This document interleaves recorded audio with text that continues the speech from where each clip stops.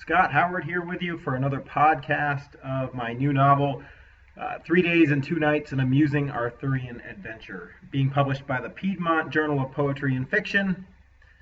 The web address for them is www.piedmontjpf.com. That's piedmontjpf.com. If you're interested, you can go on there. We've been publishing the novel for free online in serial, a new section every month, and we will continue to do so through June. The actual book will come out in July, and you're welcome to purchase it at that point. As usual, before we begin, I will give you a quick recap of what happened in the last series when we read chapters 2 through 5. So last time, Heather, one of our main protagonists, was captured by Malastair and held in this tower. She has escaped. She is fleeing from the tower right now, being pursued by dogs.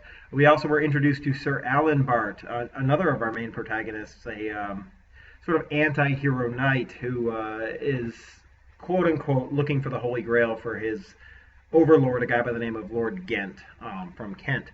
And he has been holding up in a village called Lanark and trying to squeeze some gold out of his lord while he, quote-unquote, looks for the Holy Grail. He really has no intention of trying to find it. He's just enjoying himself. However, what ended up happening was he's been masquerading as one of Arthur's knights, and some villagers showed up with a story about a child who was abducted by a giant, and now poor Aelfric is sort of forced by the strength of the crowd to follow this boy and try and find the giant.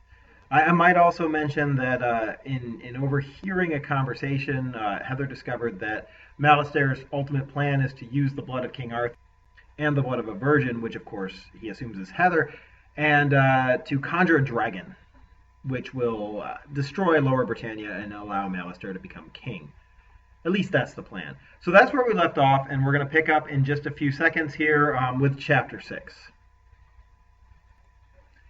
3 Days and 2 Nights, an Amusing Arthurian Adventure, Chapter 6, Elsewhere in the Heath.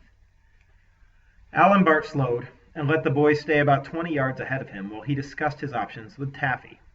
He was one of a class of human beings who thought more clearly and creatively while in conversation, even pseudo-conversation with an animal, than he did in silence. "What are we to do with this boy?" he asked the horse. "We can't kill him, unless," he added slyly, "you did it, by accident, a stomping or a kick to the head. Perhaps if something got stuck in your shoe that only little fingers could get out."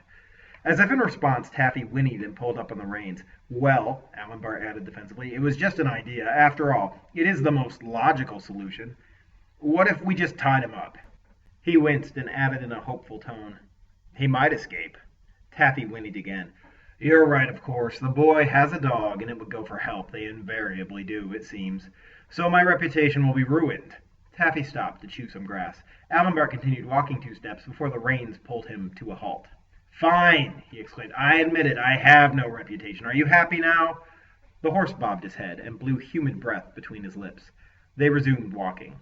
"What, then, if you have all the answers, should I do?" Alanbart asked, and scanned the field ahead. The boy stopped and stood, fidgeting, next to a small grove of saplings surrounding a squat and exceedingly broad oak tree. "What do you see?" Alanbart hollered in his direction. "Here's one of his giant footprints."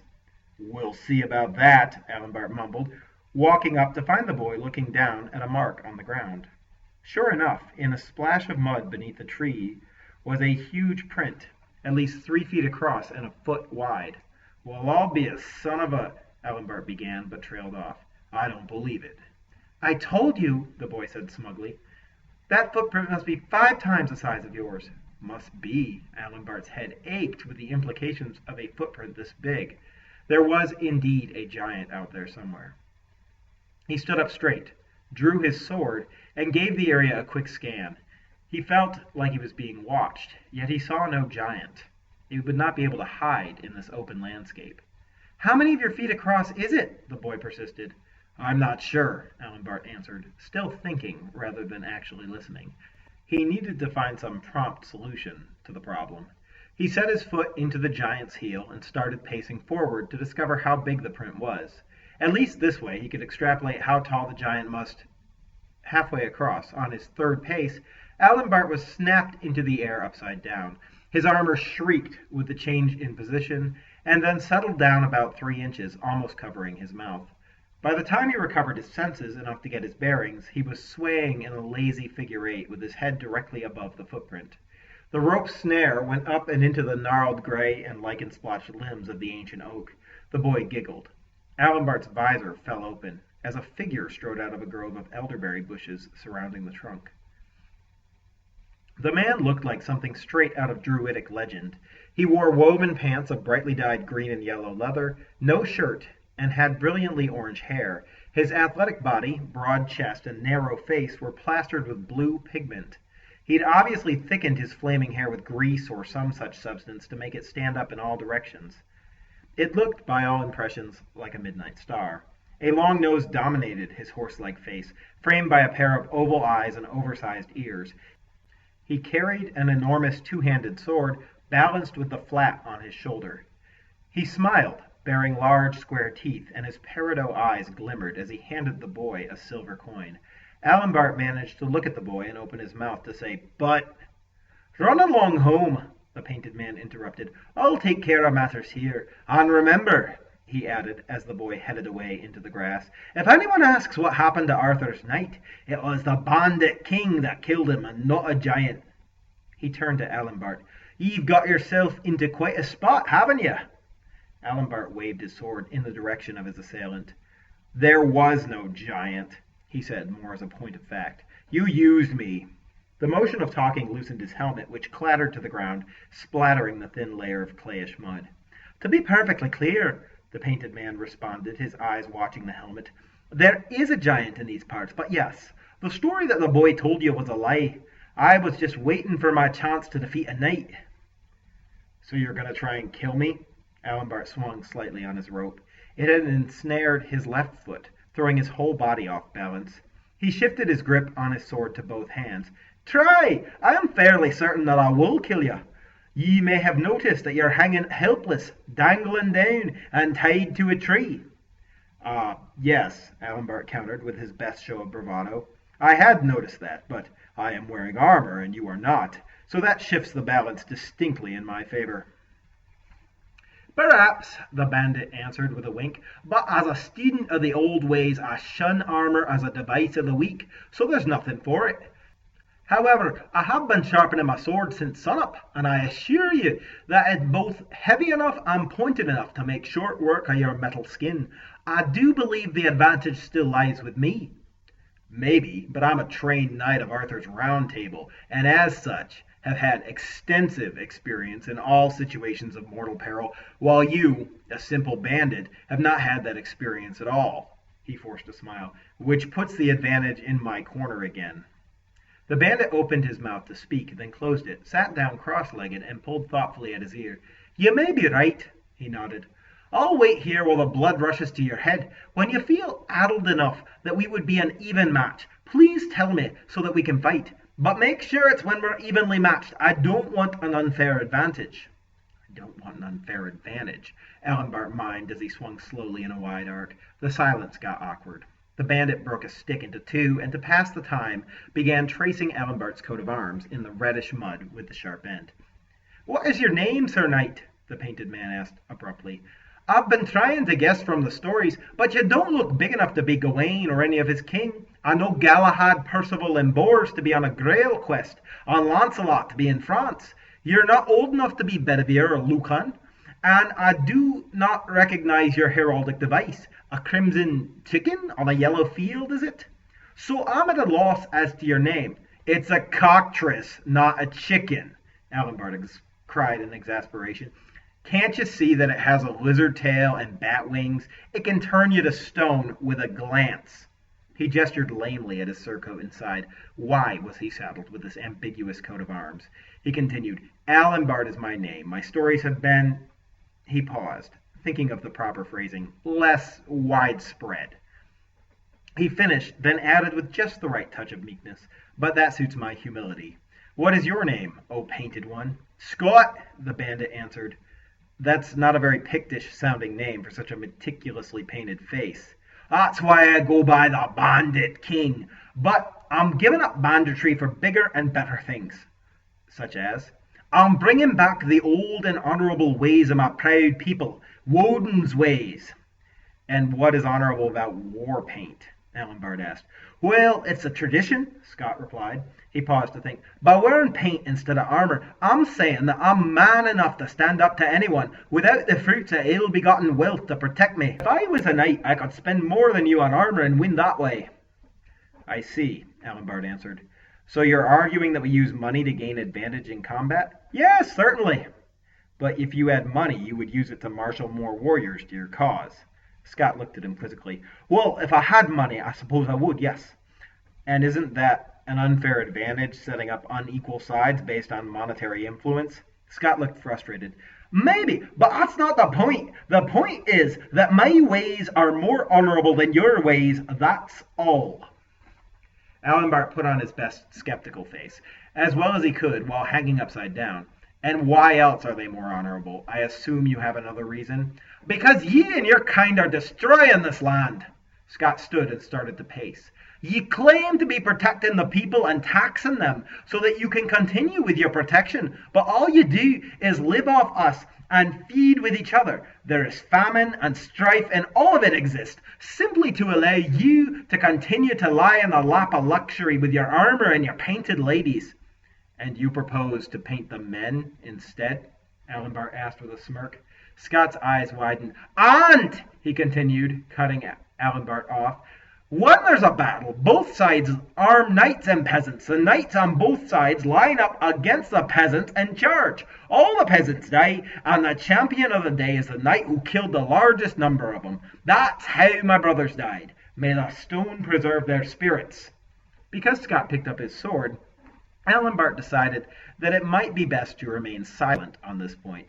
The old ways were so much better, Scot continued doggedly. The farmers farmed, and Woden's warrior class protected the land. We fought monsters and dragons and the Romans. And lost, Aelfric interrupted. He cursed himself for egging on the bandit like this, but he couldn't help it. Sarcasm was in his nature. And we had plenty for all, and there was none of this foppish chivalry. It was all about honour.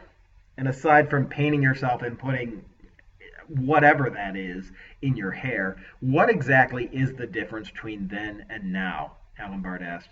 Warrior caste, what do you think we are? Surely you can't be angry because we exterminated most of the monsters and dragons. Perhaps it's just an indication that we do our job better than you. Scot stopped pacing and faced the knight. He lowered his sword a bit and sighed. I just don't explain it well. You should talk to Cathbad. He can explain it better. He looked thoughtful. Unfortunately, that won't ever happen, because in order to bring fame and recognition to my cause, I have to kill one of Arthur's knights and send his charred skull back with a note. Then I do the same to the next one he sends to avenge him, and so on, until people once again see the power of the old ways. He shifted his grip on his sword, got into a combat stance, then cocked his head to the side. Oh, and that's grease and lime I put in my hair, to keep it stiff. I'm using mutton grease, but I used goat grease and fish grease before. That fish grease stank to Asgard, though. I'll never do that again. How's that head feeling? Still clear as a bell, Aelfric lied. It felt like his eyes might burst. Though before you kill me, I have a confession to make. What is that? Scot asked, starting to circle Aelfric and occasionally tapping his armor with the tip of his sword. I'm not actually one of Arthur's knights. Scot stood still, his jaw dropped open. What? In reality, I serve Lord Ghent, a nobleman who rules a large part of Kent. He? Lord Ghent, Aelfric sighed. It's not surprising that you've never heard of him. He doesn't have very much power at all. In truth, he's under the delusion that if he can find the Holy Grail before Arthur, then he can be made King of Britannia. Aelfric chuckled.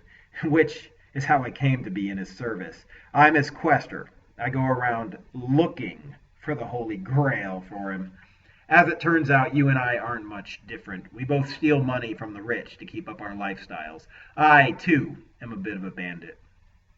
You see, Aelfric continued, buying time by launching into a languid autobiography, I was born into a family of noble birth but base wealth. We had no money and no means to keep up our station. My father, Alardane, died in a duel of honor with one of Arthur's more famous knights. I was very young.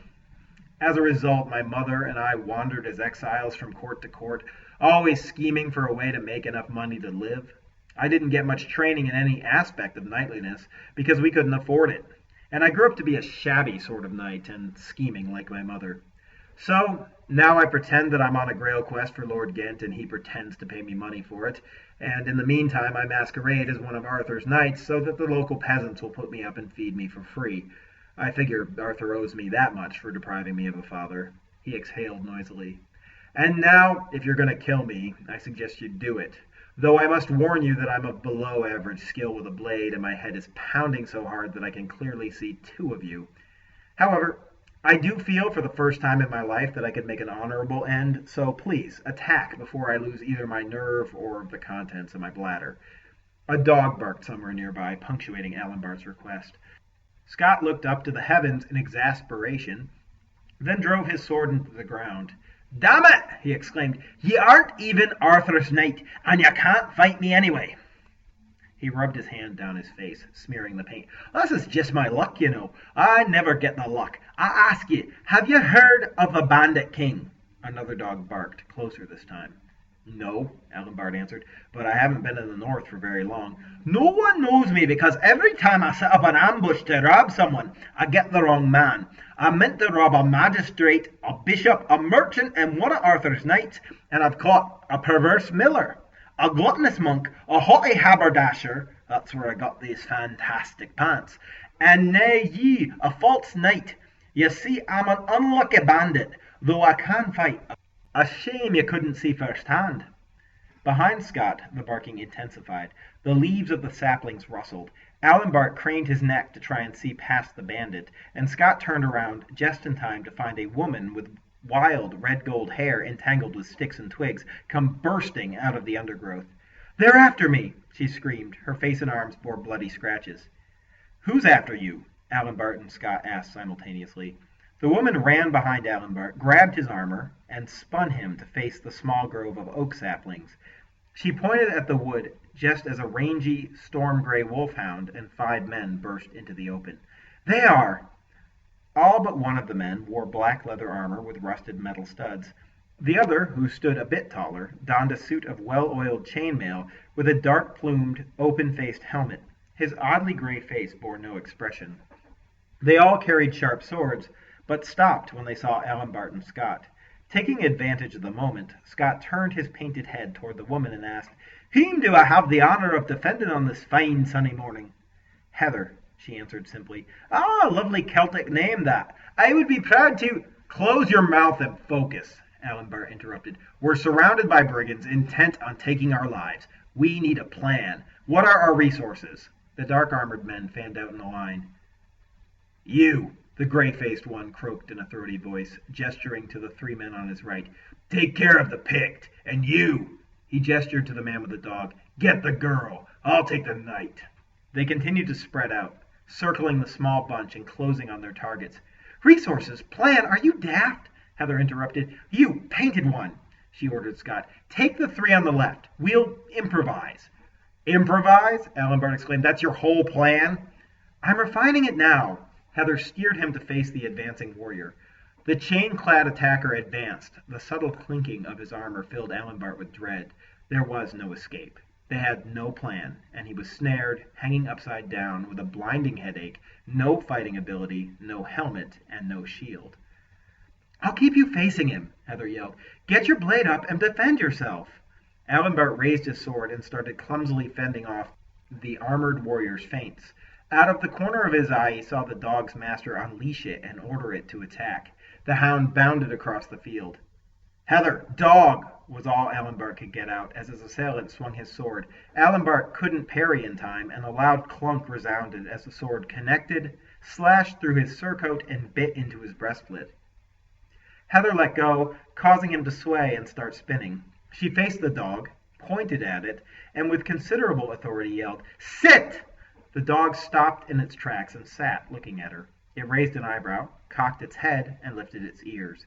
She followed her command with, "Stay!" Clang! The attacking knight connected with Alanbart's armor again, sending him spinning farther to the left, where the battle between Scot and the 3 other warriors came into view. Scot amazed Aelfric by parrying all of their attacks and actually forcing them back. Suddenly, with a burst of inspired motion, he cut all three of them down in as many strokes. He turned to face Aelfric and smiled, shrugging his shoulders as if to say, "See, I told you I could fight." Heather spun Aelfric back to face the warrior, and again his reaction time was sorely tested as he deflected a blow aimed at his head. "Hey, painted man!" he heard Heather yell. "Go get that other guy. We'll hold off this one." "We'll do what?" Aelfric exclaimed. His voice cracked as he deflected another swipe. "I don't know if you noticed, but I'm losing." "Then I suggest you think of something," Heather responded. Aelfric focused on finding a weakness or a flaw in his enemy's strategy, but they arced around so that he got distracted by everything he saw in the background. Aelfric got a good upside-down look at the hound, now lying in the grass with his face on his paws, and his watery eyes still staring at Heather. Behind the hound, Taffy, his horse, had been grazing placidly, but now backed himself into the tall grass and began doing his best to fertilize a raised tussock. The dog's master streaked across his vision, running straight at the horse and shrieking. Scot chased after him, screaming like a banshee and brandishing his gore-splattered blade above his head. The warrior managed to rip Aelfric's yellow shield off his horse just in time to use it to block Scot's first attack, at which point they swung out of view. The parry and thrust continued between Aelfric and his assailant for a few seconds more as the dark warrior tried to gain advantage. Aelfric could still hear loud cries and banging of metal on metal behind him. "I've got an idea," Heather whispered in his ear. "I think he's underestimating you because you haven't even tried to strike him yet. When I say go, you thrust your sword straight forward as hard as you can, and I think we'll finish him." Aelfric parried again. The crashing and shrieking fell to an abrupt silence behind him. The dark-armored knight glanced nervously that way, and Heather screamed, "Now!" Aelfric closed his eyes, let out a bellow, and thrust his sword forward with all his might. At the same moment, Heather shoved forward with her legs and lifted herself onto Aelfric's back, adding her weight to his momentum. They swung hard, crashing into the enemy warrior. Aelfric's blade pierced deep into his side. The dark soldier fell with a cry, grievously wounded. Aelfric opened his eyes to find him writhing on the ground, his gray face frightened. Heather and Aelfric swung back and forth, both gasping as their adrenaline drained. Then, at the third swing through the central point of the arc, the rope snapped. They collapsed in a heap of shrieking metal, rustling fabric, and splattering mud. Scot dispatched the dying warrior and offered Heather his hand. Aelfric struggled to his feet, dirty and dripping. He then bent to retrieve his soiled helmet, wobbled as the blood left his head, and leaned on Scot for support. Taffy paced over, past Aelfric, and nuzzled Heather. Aelfric looked at him crossly, his forehead furrowing. "I'm glad you're so concerned for my well-being." Taffy snorted in response. Scot handed Aelfric his battered and staved-in shield. Aelfric assessed the damage to his property. His plume was ruined. His surcoat slashed, his armor dented and scratched, his sword chinked, and his shield broken. He sighed. "See, this is why I hate combat. It's so damned expensive. I can't possibly replace or repair all of this on my current budget." "Sorry," Scot replied, shrugging, then smiled broadly. "That was the most fun I've had in a month." He wiped the gore from his arms and chest. Another dog bayed in the distance. The wolfhound raised his head, lifted his ears, stood, shook, and trotted over to Heather, who gave him an appreciative scratch behind the ear. "These aren't the only ones who were after me," she said. "More will arrive soon." "Then I shall take you both to Cathbad's henge," Scot said. "Who's Cathbad?" Aelfric asked. "Druid and my mentor. He'll know what to do. You'll be safe there." Though debate might have been expected, another hound bayed to the east, and Aelfric and Heather looked at each other and shrugged. She mounted Taffy, and with the wolfhound trotting at their heels, the three unlikely heroes departed north into the heath. That brings us to the end of Chapter 6, and since we're at 24 minutes, probably about the end of this podcast. Again, the story is called 3 Days and 2 Nights, An Amusing Arthurian Adventure. My name is Scot Howard. I'm the author. The story is being published by the Piedmont Journal of Poetry and Fiction. Their website is www.piedmontjpf.com. That's PIEDMONTJPF.com. One last footnote before we leave today. I just want to apologize to the country of Scotland for my terrible Scottish accent. In my defense, my name is Scot Davis Howard. Two of those names are Scottish. And though I've never been to Scotland, I have memorized two of Robert Burns' poems. I can recite To a Mouse and John Anderson My Joe from beginning to end because I teach them every single year.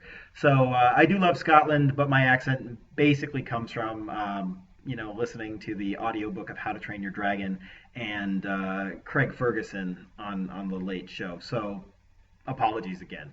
But I hope you enjoyed it, and I will continue to make more podcasts as time permits, hopefully to get through the whole book. Have a wonderful rest of your day. Thanks.